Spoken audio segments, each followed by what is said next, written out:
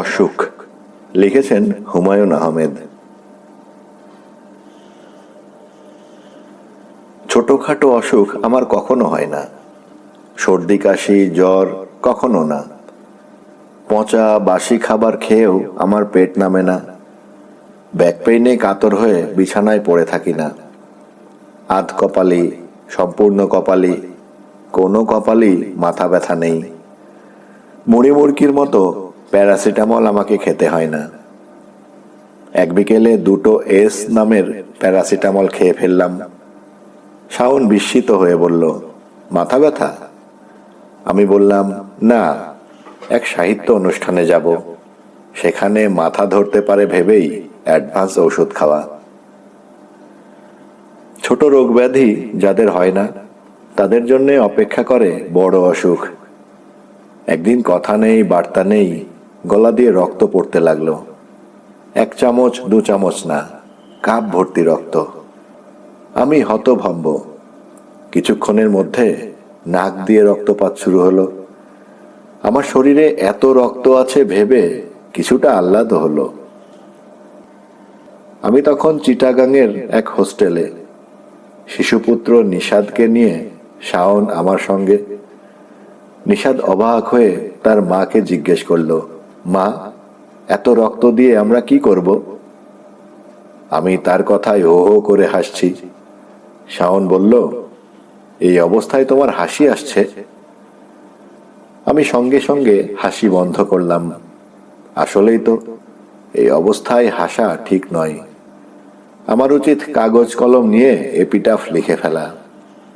কল্পনায় দেখছি নুহাশপল্লীর সবুজের মধ্যে ধবধবে শ্বেত পাথরের কবর, তার গায়ে লেখা, চরণ ধরিতে দিও গো আমারে, নিও না সরায়ে।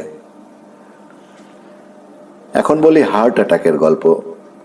সোহরাওয়ার্দী হাসপাতালে আমার চিকিৎসা চলছে। প্রথম ধাক্কা সামলে ফেলেছি। আজরাইল খাটের নিচেই ছিল।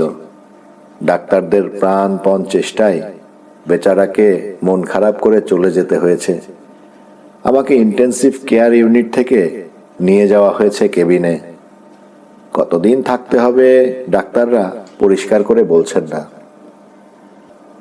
এক সকালবেলায় হাসপাতালের লোকজনের মধ্যে অতিরিক্ত ব্যস্ততা দেখা গেল। আমার বিছানার চাদর বদলে দেওয়া হলো, জানালায় পর্দা লাগানো হলো। ঝাড়ুদার এসে বিপুল উৎসাহে ফিনাইল দিয়ে মেঝে ঘষতে লাগলো। তারপর দেখি 3 জন অস্ত্রধারী পুলিশ। একজন ঢুকে গেল বাথরুমে, 2 জন চলে গেল বারান্দায়। আমি ডিউটি ডাক্তারকে বললাম, ভাই, আমাকে কি অ্যারেস্ট করা হয়েছে?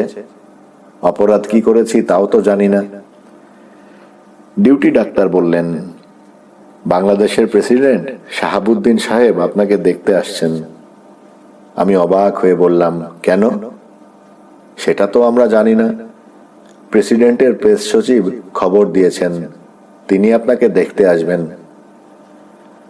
আমি মোটামুটি নিশ্চিত হয়ে গেলাম, এ দফায় আমি মারা যাচ্ছি। শুধুমাত্র মৃত্যু পথযাত্রী কবি সাহিত্যিকদেরই দেশের প্রধানরা দেখতে আসেন। প্রেসিডেন্ট শাহাবুদ্দিন আমার প্রিয় মানুষদের একজন। তার সততা, দেশের প্রতি ভালোবাসা তুলনাহীন। তিনি আমাকে দেখতে আসছেন জেনে নিজেকে খানিকটা গুরুত্বপূর্ণ মনে হচ্ছে। ছোটখাটো মানুষটা দুপুরের দিকে এলেন। বিছানার পাশে রাখা চেয়ারে বসলেন। যে কথাটা বললেন তাতে সঙ্গে সঙ্গে আমার চোখে পানি এসে গেল। তিনি ময়মনসিংহের ভাষায় বললেন, এখন মারা গেলে চলবে? আপনার নোবেল পুরস্কার আনতে হবে না? আমি বললাম, আপনি কি জানেন এই মুহূর্তে আপনি আমাকে যে পুরস্কার দিয়েছেন তা নোবেল পুরস্কারের চেয়েও বড়। থাকুক এসব কথা, বাইপাস অপারেশনের গল্পে চলে যাই। সিঙ্গাপুরের মাউন্ট এলিজাবেথের ডাক্তার আমার বাইপাস করবেন। অপারেশন হবে ভোরবেলায়। সন্ধ্যাবেলায় ডাক্তার আমার সঙ্গে দেখা করতে এলেন। মূল কারণ আমাকে সাহস দেওয়া। আমি বললাম, ঠিক করে বলুন তো ডাক্তার, অপারেশনে আমার মৃত্যুর আশঙ্কা আছে কি না? আপনি কি 100 ভাগ গ্যারান্টি দিতে পারবেন যে বেঁচে থাকব? না। মৃত্যুর আশঙ্কা কত ভাগ? 5%।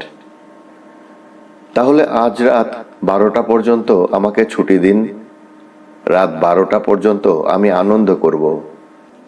মনের আনন্দ নিয়ে সিঙ্গাপুরের আকাশে পূর্ণিমার চাঁদ দেখব। রাত 12টা বাজার আগেই ফিরে আসব। ডাক্তার বললেন, কাল ভোরবেলায় আপনার অপারেশন, মেডিকেশন শুরু হয়ে গেছে, এখন এসব কি কথা বলছেন? আমি বললাম, অপারেশনের পর আমি তো মারাও যেতে পারি। আপনি কি করেন জানতে পারি? আমি একজন লেখক, গল্প বানাই। একজন লেখকের পক্ষেই এমন উদ্ভট প্রস্তাব দেওয়া সম্ভব।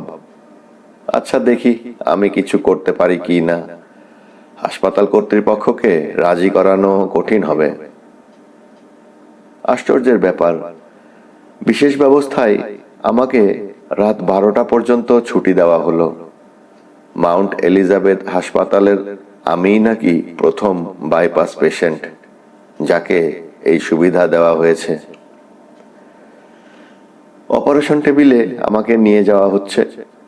দুজন নার্স চাকা লাগানো বিছানা ঠেলতে ঠেলতে নিচ্ছে, নিজেদের মধ্যে কথাবার্তা বলছে। একজন হাস্যমুখী, আবার হি হি করে কিছুক্ষণ পর পর হাসছে। তার গা থেকে বোটকা গন্ধ আসছে।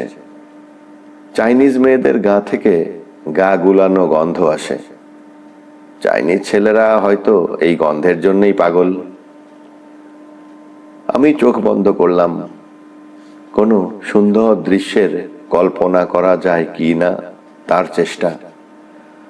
জ্যোৎস্নাস্নাত অপূর্ব কোনো রজনীর স্মৃতি, কিংবা শ্রাবণের ক্লান্তিহীন বৃষ্টির দিনের স্মৃতি, কিছুই মাথায় আসছে না। চোখ মেললাম অ্যানেস্থেসিস্টের কথায়। অ্যানেস্থেসিস্ট বললেন, তিনি একজন মহিলা। তুমি ভয় পাচ্ছ? আমি বললাম, না। আশ্চর্যের কথা, আমি আসলেই ভয় পাচ্ছিলাম না। কেন ভয় পাচ্ছি না তাও বুঝতে পারছি না। পরে শুনেছি ভয় কমানোর একটা ইনজেকশন নাকি তারা দেয়। অজ্ঞান করার প্রক্রিয়া শুরু হয়েছে। শরীর হালকা হতে শুরু করেছে। অস্পষ্টভাবে কোনো একটা বাদ্যযন্ত্রের বাজনা কানে আসছে। হাসপাতালের অপারেশন থিয়েটারে কেউ বাদ্যযন্ত্র বাজাবে না। তাহলে কে বাজাচ্ছে?